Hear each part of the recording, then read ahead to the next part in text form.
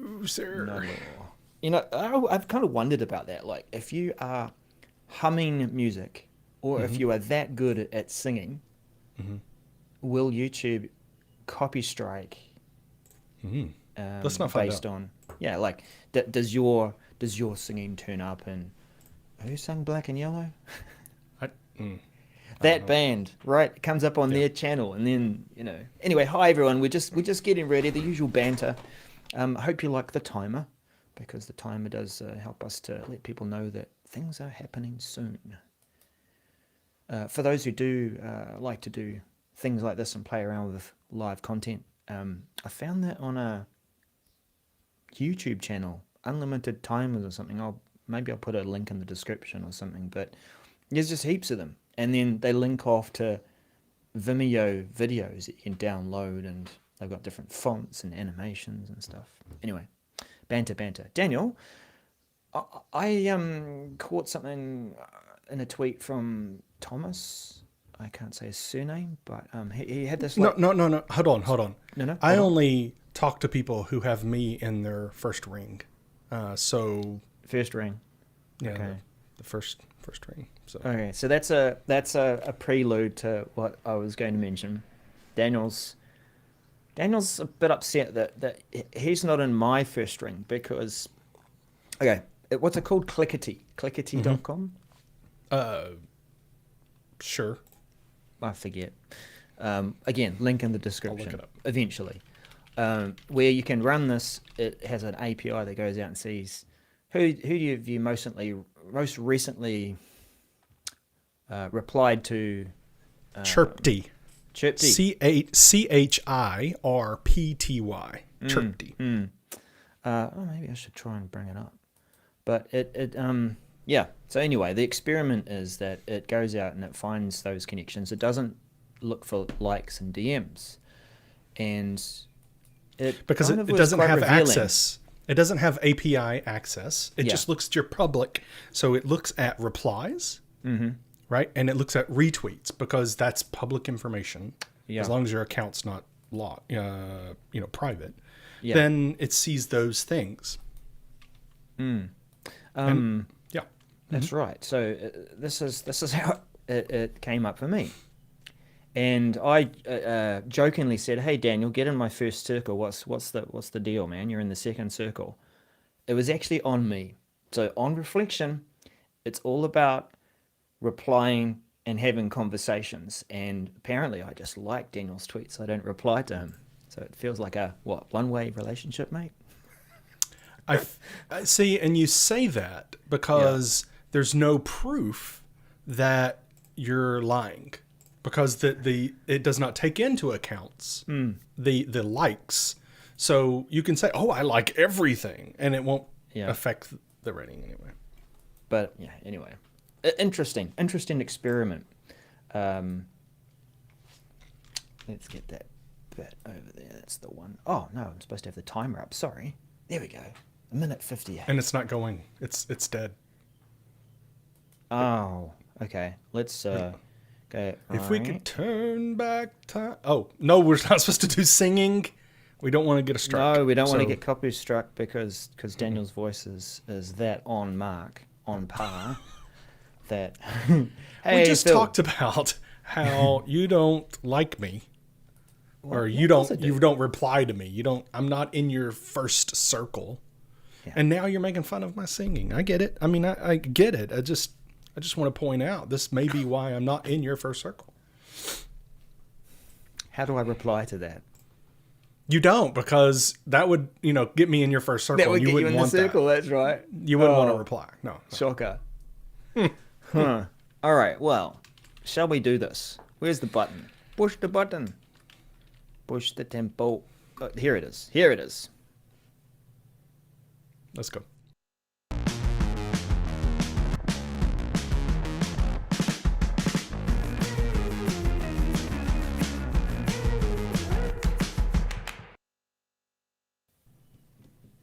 Oh, yes. It's like changing scene roulette for me. I'm still getting used to this. And when we come back after that intro, I'm like, did I get it right? Did I get it right? Did I turn everything off that I should have? Yes, there we are. Sorry. Welcome to the 365 Message Center show. We help you plan for change, prevent or fix, stay informed, and keep you entertained before we go live. Would you agree? Well, we try. We try. And if you miss the banter that we have, you can. If you're listening to the podcast, we do a little bit 5 minutes beforehand. We kind of do a little banter back and forth, so you can actually see that on the YouTube video. But it is something we like to, get the spirit of the show going, and it's enjoyable. So we can avoid the banter. Yeah, right. In the show. Right. So what you're saying is we don't back and forth during the show like we are now. Correct. So what that means is we shouldn't be doing that. So let's, get on with the show. Maybe. Get on with the show. Well, let's do that. Let's find our first message. We'll turn the right scene on to begin with. Not that one. Maybe that one. Yeah, that'll work. And it's also Teams updates. I guess we'll have to come up with little tunes and what do they call them? Stingers when you go to the next thing. Our first message is anonymous join policy. Yes. All right. This is MC297030 for Microsoft Teams. And it's around, as it would suggest, about how people join anonymously. Some organizations do like to have a bit of protection around this. They run a tight ship, so they don't necessarily want people to be able to join anonymously. They want people to be either invited or authenticated.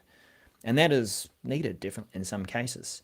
But this policy is going to allow you to not just go either full on or full off for this approach, but here's a policy that allows certain people to be able to invite or allow anonymous people to join their meetings. And this is Teams meetings, Teams online meetings.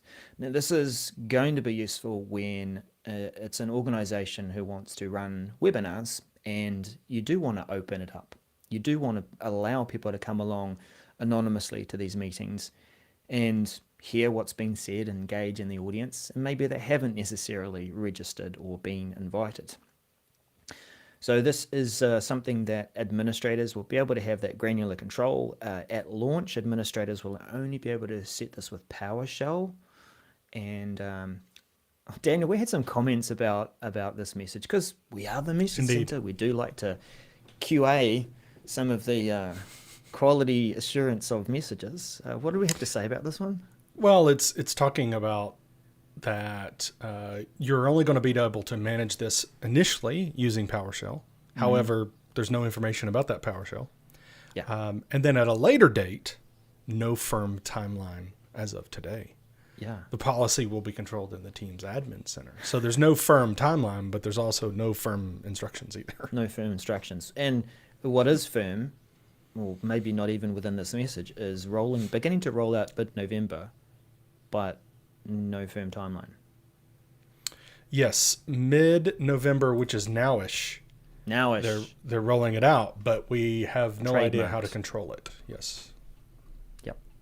Nowish is trademarked, isn't it, Daniel? We've got it. Indeed it is. In 14 countries, we're working on a few more. Nice. I always forget that bit. Who's in the chat anyway? Well, we've got to welcome people as they come in. Hey, Tanya, this is good. And Heidi as well. Excellent. We do invite people to drop their questions into the chat with great gusto, because we do like to try and engage with the audience. It's always good. It's not just about chatting away between us. Now, Daniel, what's our next message? It's still in Teams updates, isn't it? Speaking of engagement, we have another Teams update, view-only attendee guidance update, MC297608.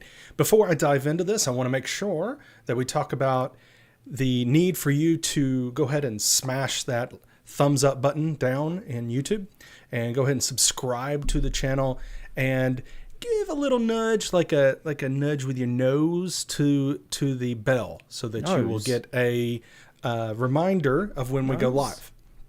Yeah, you just kind of... Is my nose down near the keyboard. And make sure you're also following us on the socials at 365 MCS. Give us a holler.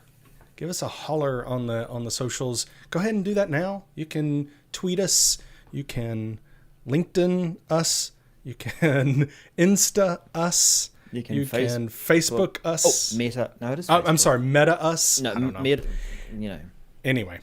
All right. So we're back to the view-only attendee guidance update. This is really not any kind of change to the way they're working with the service and the way they're providing the service. It's just giving you some guidance on how you should run your events, your meetings in Teams, depending upon the attendees. We know, because we've covered this, that when you get over a certain number of attendees, then they go into view-only mode, and meaning really view-only. They have no access to, they don't show up on the attendee report. They don't get any kind of Q&A's capability, chat. I mean, all that, those things, they just don't have that. They just, it really is view-only. So this message is all about when giving you guidance on when you have 1,000 or more attendees, then you should be maybe looking at live events for your meeting. And this will then give that experience of Q&A and the like for your users that'll be attending. Now, it does change things, when you switch from a Teams meeting to a live event, because there's no chat, there's no banter, there's no people answering questions for others in the chat, and there's no breakout room. You do lose functionality when you switch to live events. But if this is a big event, a big meeting, and you have that many people, you're probably not going to want, you may not want that kind of stuff going on anyway. I don't know, if I had a meeting with 2,000 people, would I want chat to be there and be used by everyone? Maybe. But it would probably be going pretty quickly over there. And as a presenter, I wouldn't be looking at it anyway, I don't think. So this is just letting you know, this is guidance. There is one thing in the note that I wanted to just bring up. Over time, Microsoft will add capabilities to the Teams view-only experience. This is right after listing what you don't get if you're view-only. So I think that's interesting that, in this message, we're getting some guidance, but we're also getting some, it's a little, carrot or a little tidbit of knowledge that, hey, Microsoft is looking to improve that experience and give more functionality in the view-only. So there's some helpful links down there at the bottom of the message, but that's it. Just some guidance to get you there. It is guidance. And it's good guidance, especially if you are planning a large event, but you want to have that ability to be interactive. I think I miss being able to have the ability for people to ask questions in the chat, or rather ask questions in the Q&A app powered by Yammer. Certainly a more managed and moderated experience. But being able to say, great question, do you want to come off mute, and being able to allow people to do that, because that's far more interactive. And then if you are planning an online event where you do want to have breakout rooms, breakout sessions, or rather the ability to go off and talk about things and then come back to that main event, yeah, definitely important. Yes, good message. Okay, on with the next one. Indeed. Redesigned Teams Store Experience, MC 298032. Tons of apps in Teams, more daily. But how do we peruse them and find them? There are some nice filters there, but the Microsoft Teams team have put a bit of effort into redesigning the Teams store, making it a bit easier to read and see and work with. I think what I see, if we just go down, is there an image there? Yeah, it's good. Let's try and blow that up so we can take a look-see. That'll work. What you'll see is different categories like you usually have down the side here. That's fine, but it's about how it's presented here on the main body of the page. There's a banner that swipes across and shows you some things that are promoted, built by your organization near the top there too. But featured apps is something I guess it's getting more signals, Daniel.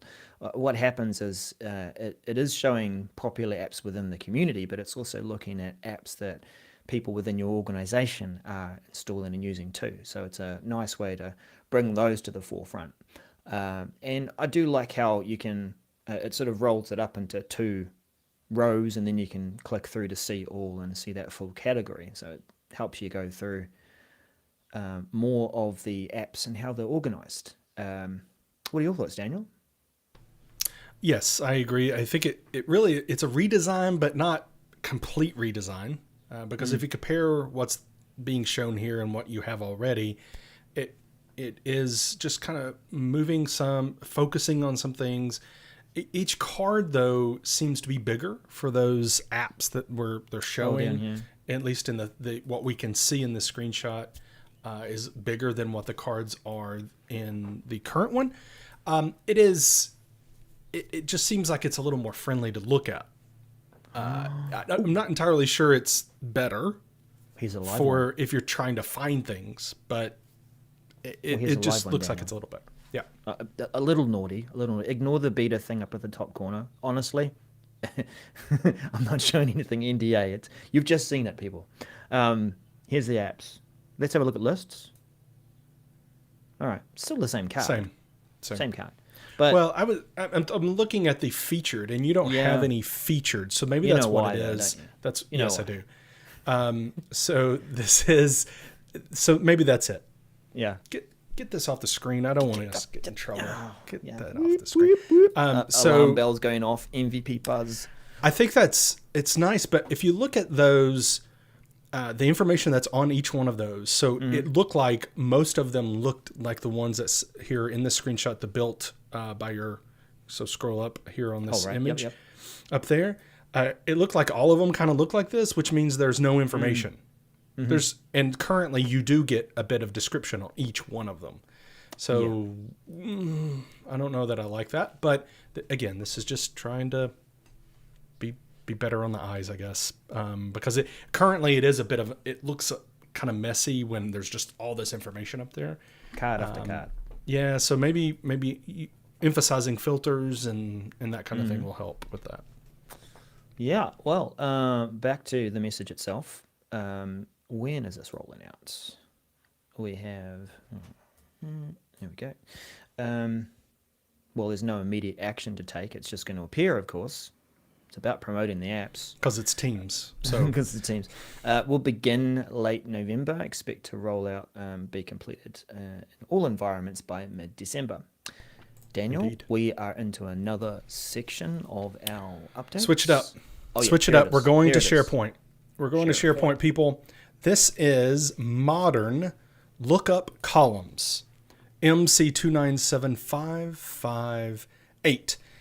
This is a functionality we've been using in SharePoint for, I don't know, a couple decades, it seems like, where we're doing lookup columns in lists. So you have a list and you say, I want to have one column look up information from another list. Well, we can do that now in the modern experience with lists. So this means not just SharePoint, right? But Microsoft List is SharePoint list, right? We know that. So you can do this in Microsoft Lists as well, even though it's labeled SharePoint. So you're going to be able to signal, create a column, and say this is a lookup. You're going to point to the list. You're going to point the second list, point to the column you want it to use, and it's as simple as that.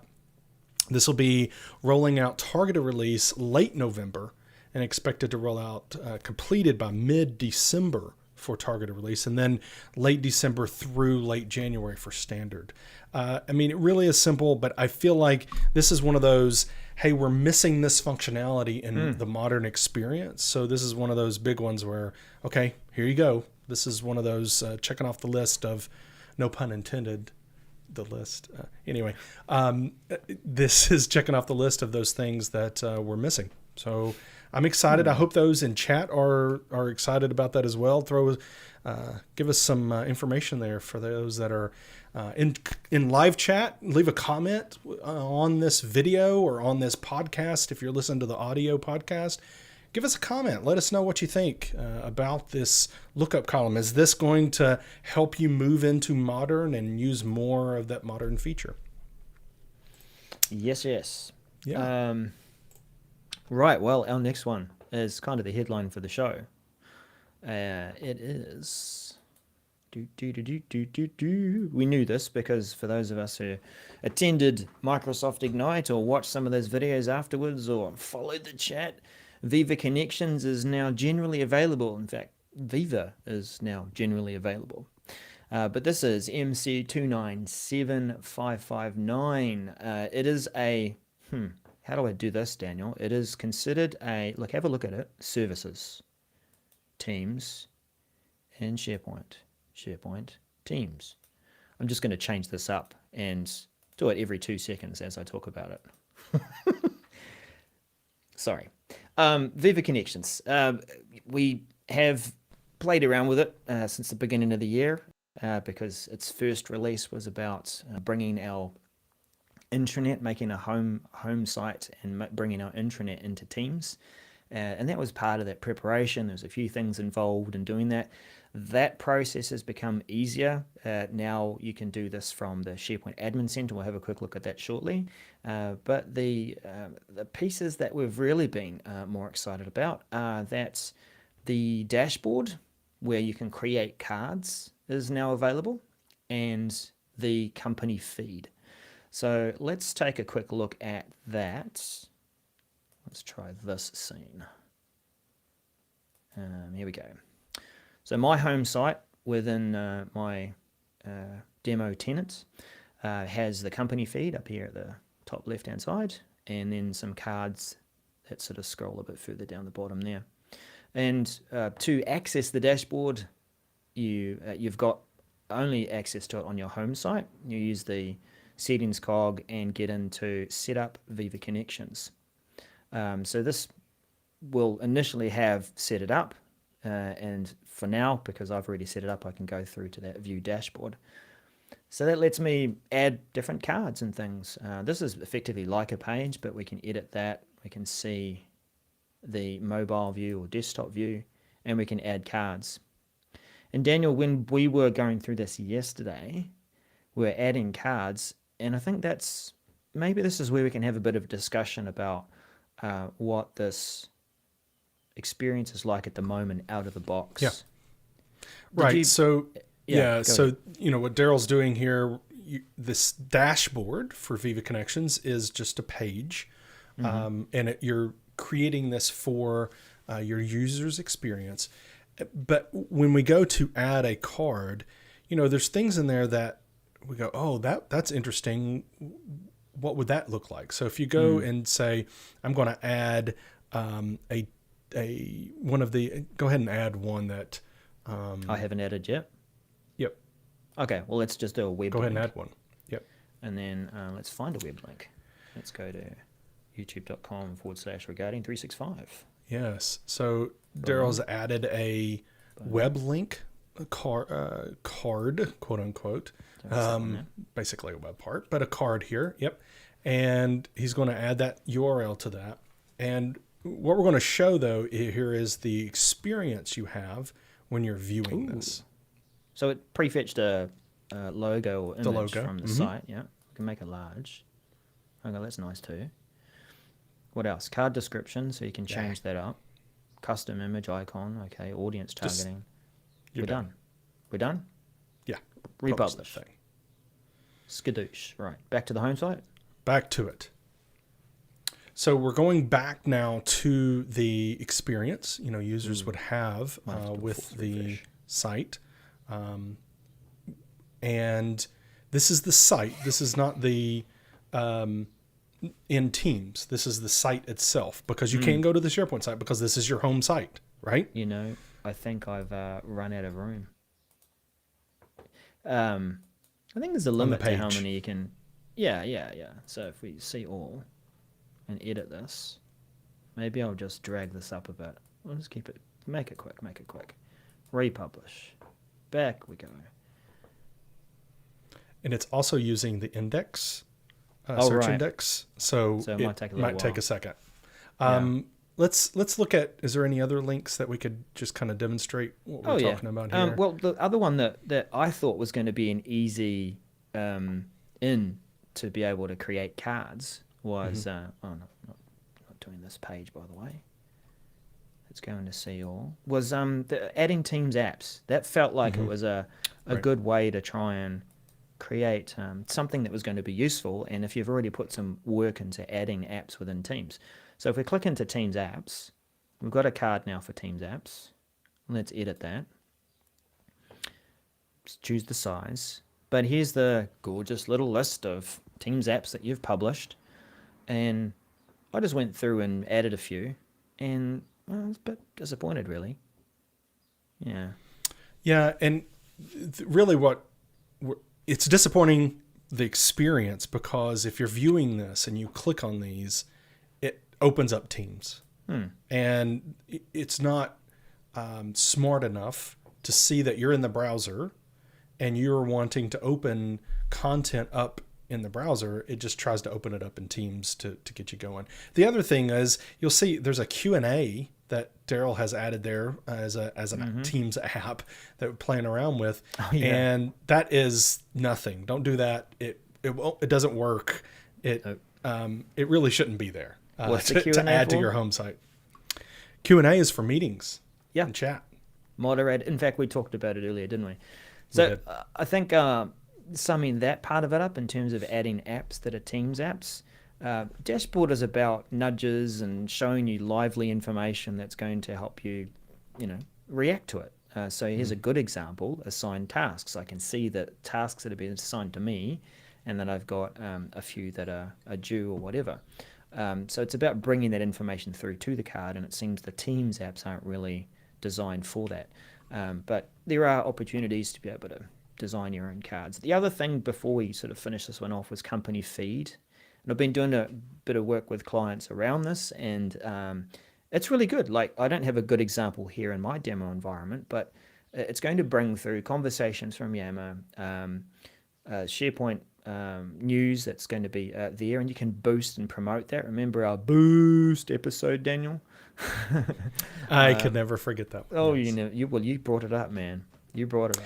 Well, and so I think staying on that company feed, it doesn't say company feed when you added it, right? It was something, it still had the preview Viva text. Connections preview. Something like that. It had the preview text still in there and the title of that web part. So just as Phil is saying in the chat, it is early days. Just make sure you test what you're putting here. Don't throw stuff on this and go, okay, done, this works. Just in the same way we were talking about the Q&A, you can add it to your dashboard, but will it work? No, it will not work because that's not the functionality. It's not supposed to, I don't think it's supposed to be there, to be added here. Yeah. So anyway, The last piece about this is that it's all available on mobile. So I didn't quite get it all set up to show you, but it's great. It's a good experience of being able to go into the Teams app, open up your company feed, and you're browsing these pages and things from the feed, even Yammer posts and the like, or videos if they're appearing there. You're still within Teams. You're not forced off to the SharePoint app or forced off to log into a web browser or something from your mobile. It's all quite a smooth experience. So when is that available? It's available now. And in fact, it almost feels like, Daniel, that this is another one of those live callbacks. Yeah? As in, we've just announced it, but it's it's there. Well, and it is a definitely one of those we have. This is an announcement saying it's here, so that makes sense. Yeah, it's kind of like a callback, but. And with that, let's go to our callback. Yes, our callback this week is really all about the image editing that we've seen available to us in the OneDrive and SharePoint. So it was announced we covered this last month. Yep. The SharePoint and OneDrive image edit filters, MC292619. And if we can share my screen, it Absolutely. basically is saying we can edit JPEG files and do some cool stuff with JPEG files, but we can also, in the future, we will be able to edit PNGs. But I'm going to show you, and this is a targeted tenant. So this is,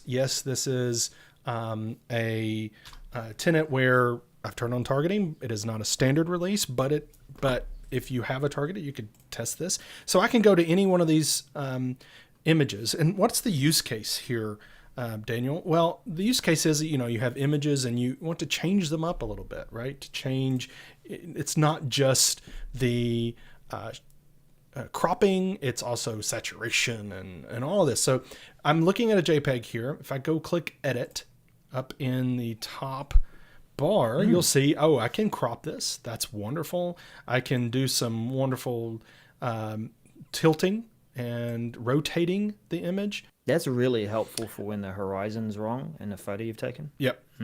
Yes. Now this photo is not. You could pretty much Can't really rotate tell. this one anyway.